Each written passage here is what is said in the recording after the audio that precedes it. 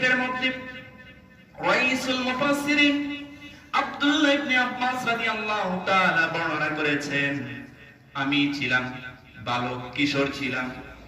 হযরত ওমর ফারুক রাদিয়াল্লাহু তাআলার সময় তিনি যখন মিটিং করতেন, কোন মজলিসের মধ্যে বসতেন, বদরের যুদ্ধের মধ্যে যারা অংশগ্রহণ করেছেন তাদের মধ্য থেকে প্রবীণ, প্রজ্ঞ এবং বিজ্ঞ সাহাবীদেরকে নিয়ে মিটিং করতেন। সেখানে কোনো যুবক রাখা হতো না, অল্প বয়সের কাউকে রাখা হতো না।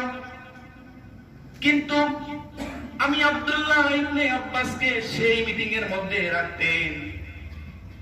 বয়স্ক সাহাবীরা, সিনিয়র যে সাহাবী আছেন, বদরের যুদ্ধে অংশগ্রহণ করেছেন, তারা কিলোকাল করছেন, হে আমিরুল মুমিনিন ওমর ইবনুল খাত্তাব রাদিয়াল্লাহু তাআলা, আমাদের এই মজলিসের মধ্যে বদরের প্রান্তরে যারা যুদ্ধে অংশগ্রহণ করেছে, সিনিয়র সাহাবী, প্রজ্ঞ, বিজ্ঞ সাহাবীদেরকে নিয়ে আপনি মিটিং করেন, কিন্তু এই কিশোর বালককে আপনি কেন রাখেন? তার সমতুল্যতা আমার সন্তান আছে, তাদেরকে রাখেন না কেন? হযরত ওমর রাদিয়াল্লাহু তাআলা কোনো কিছুর জবাব দেন নাই, উত্তর দেন নাই। কিছুদিন পর সমস্ত বদরের অভিজ্ঞ সাহাবীদেরকে ডাকলেন। আব্দুল্লাহ ইবনে আব্বাস রাদিয়াল্লাহু তাআলাকে ডাকলেন। ডাকার পর হযরত আমিরুল মুমিনিন হযরত ওমর ইবনুল খাত্তাব রাদিয়াল্লাহু তাআলা তাদের সামনে সেই সূরাটা উপহার দিলেন। বলেন, আপনারা অভিজ্ঞ সাহাবী, এই সূরাটার ব্যাখ্যা কি আমাকে জানান। আল্লাহ পাক বিশ্বনবীর উপর নাযিল করেছেন।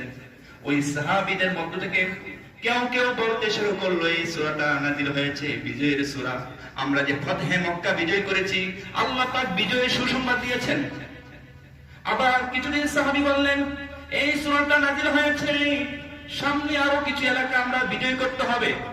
আবার কিছুদিন সাহাবী চুপ ছিলেন, কোনো উত্তর দেন নাই।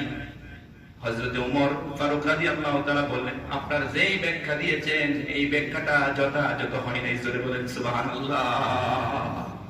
এবার অল্প বয়সের কিশোর বালক আব্দুল্লাহ ইবনে আব্বাসকে বলেন, আব্দুল্লাহ তুমি এবার এই ব্যাখ্যা করে দাও। আব্দুল্লাহ ইবনে আব্বাস অল্প বয়সের সাহাবী, তিনি বললেন, আমি এই আয়াত নাযিল হওয়ার পর আমি বুঝতে পেরেছি এটা হচ্ছে বিশ্বনবী সাল্লাল্লাহু আলাইহি সাল্লামের ব্যাপারে সুসংবাদ দেওয়া হয়েছে। বিশ্বনবী আর আল্লাহর এই জমিনে বেশি দিন বাঁচবেন না। জোরে বলেন সুবহানাল্লাহ।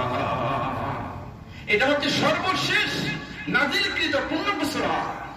আর এই আয়াতের মধ্যে, এই সূরার মধ্যে সুসংবাদ দেওয়া হয়েছে, যেখানে বিজয় হয়ে গেছে, আল্লাহর সাহায্য এসে গেছে, অর্থাৎ বিশ্বনবীকে গোটা বিশ্বের জন্য তাবলীগের দাওয়াত